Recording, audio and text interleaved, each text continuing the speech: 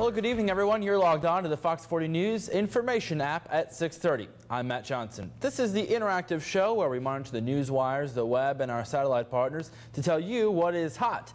We'll tell you how to get involved in the show in just a second. First, 3 words tonight.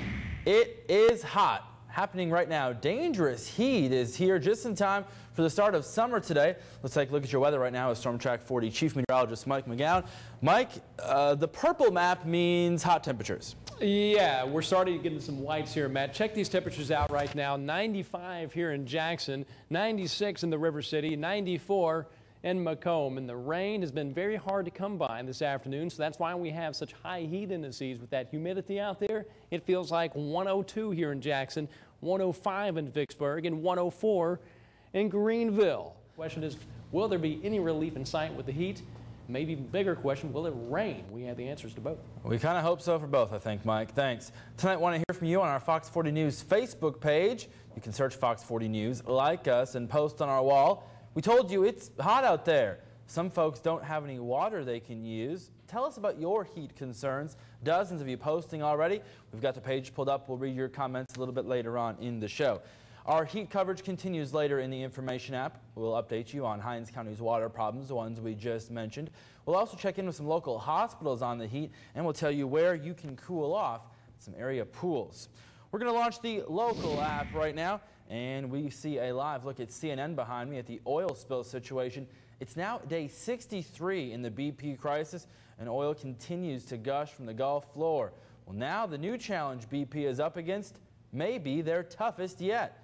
To stop the leak, teams drilling relief wells have the challenging task of trying to hit a target roughly the size of a salad plate. Here's the catch. The target is about 3 miles below the water's surface. If the workers aboard the drill ships digging for the relief wells miss their target or move too slowly, oil will keep gushing into the Gulf. The cost of cleaning up in the Gulf is going up. BP is shelling out $33 million a day in costs. A part of the cost will be paying out claims to those financially impacted by the disaster. You may have seen those BP commercials offering help for businesses and so on. Well, they've had more than 65,000 claims so far. BP has paid out close to $105 million. Mississippi Attorney General Jim Hood says if you're impacted, you should file. It needs a lot of work. The claims process at this point needs a lot of work, but it's much better than anything else that we could have done because it opens it up, it gets people paid with no strings attached. At least they can hang on to, keeps them afloat. And we encourage people to take a really close look at it. Hood says some Gulf residents are taking the back seat, leaving him concerned. You can go to my601.com and search BP claims for a link on how you can file. The Jackson Zoo is taking in animals affected by the Gulf oil spill. The zoo is holding 11 pelicans. 5 of those will be sent to Chicago for examination. This is archive video of the zoo and some pictures of oil-soaked animals on the Gulf Coast. They've got extra crates available to help injured animals. Earlier this month, we told you zoo officials were heading down to the coast to help house those animals. Boy, those images are terrifying. Well, now some are back and willing to return soon as they can. You can go to my601.com under local news for a link to the state's new map. It details water samples for different coastal areas. Larry King's special telethon for victims of the oil spill in the Gulf will air tonight on CNN. The 2-hour special includes a performance by Sting. American Idol's Randy Jackson and pop star Justin Bieber will appear too. The telethon is meant to raise money for the United Way, the National Wildlife Federation, and the Nature Conservancy. Well, statistically, police say in Jackson, summertime sees more crime committed by kids. We found an important city ordinance to help curb the crime is expired. Fox 40 News reporter Jessica Larche is live over at City Hall. Jessica, summertime, we're talking about the heat, but we got to worry about crime too. Yeah, that's right, man. Actually, in my hands, I have the city's juvenile curfew ordinance, but the problem is it expired in July 2009, and now city leaders are trying to figure out how they can reauthorize it. Now, according to this expired ordinance, kids under the age of 18 could not be out between the hours of 10 p.m. and 6 a.m. Monday through Friday, but on the weekends it was midnight to 6 a.m. And in terms of the Jackson Police Department, how they could enforce it, they could actually cite kids and pick them up and bring them to the precinct, and they'd have to contact their parents. And if they couldn't get in contact with their parents, they could bring them to the Henley Young Juvenile Facility. Now, I talked to Kenny Stokes, who actually authored this ordinance back in August 2007, and he says that someone has dropped the ball in getting it reauthorized again. But we still have young and younger people out here on the streets with guns and involved in gang activity, and we can't tolerate that. You know, it concerns me to the point that where we don't have that particular tool that we can use. But a simple act by the city council we can have another curfew ordinance in place in a short period of time. Now, in terms of a short period of time, it'll actually take weeks. Today, the city council decided to move that ordinance to discussion, but they have to draft a completely new juvenile curfew ordinance before they can vote on it in front of the city council. For now, reporting live at Jackson City Hall, Jessica Larche, Fox 40 News. Matt. Okay, Jessica, Jackson police are investigating a weekend murder. It happened last night at the Columns Apartments in North Jackson. Police say 39-year-old Terry Moore was shot multiple times outside his apartment building. Witnesses say Moore was returning home with his girlfriend when a suspect confronted him in the parking lot.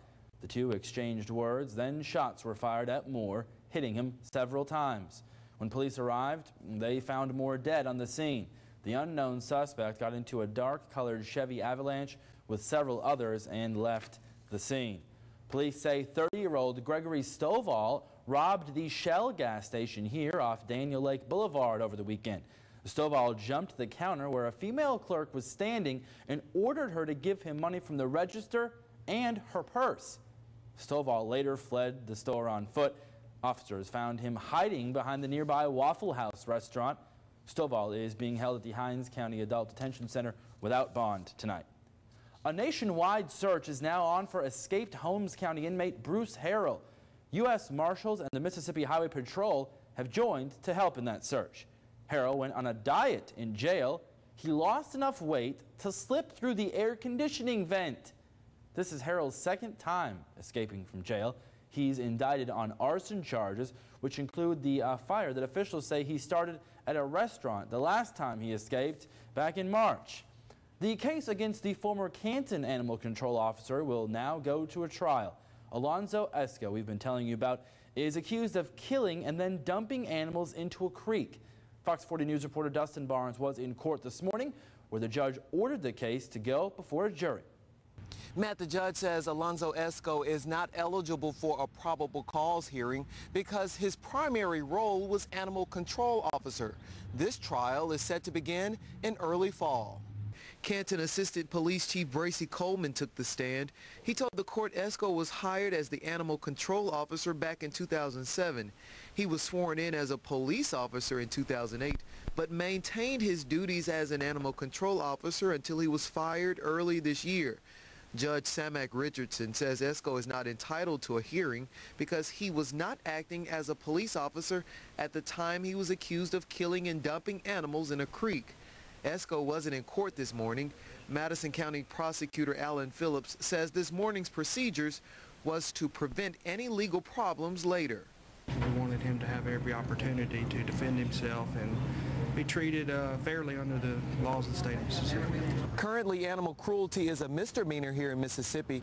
Coming up on Fox 41st at 9, we talk to a group who hopes that this case will make animal cruelty a felony. In Canton, Dustin Barnes, Fox 40 News. Toyota officials say they'll begin hiring later this year in Blue Springs up north. Officials say the workers won't need any special skills. The company wants flexible team workers who can identify problems and offer solutions. Toyota announced last week it will complete construction of the factory near Tupelo and start producing Corolla sedans by the end of next year. The president's job is still open at Jackson State University, Alcorn State, and the Mississippi University for Women. The state will likely spend a combined $120,000 to $200,000 on the three searches. Officials say they want to find the best fit for each of the three very different schools. Up next, it's weather. You're taking a live look at our Storm Track 40 tower cam. At 6:40, it is 93 degrees with a heat index of 96. We'll hear from Mike to see if there's any relief in sight. First, here's a look at what's coming up on Fox tonight. It's Lie to Me at 7, followed by The Good Guys at 8. Fox 40 first at 9.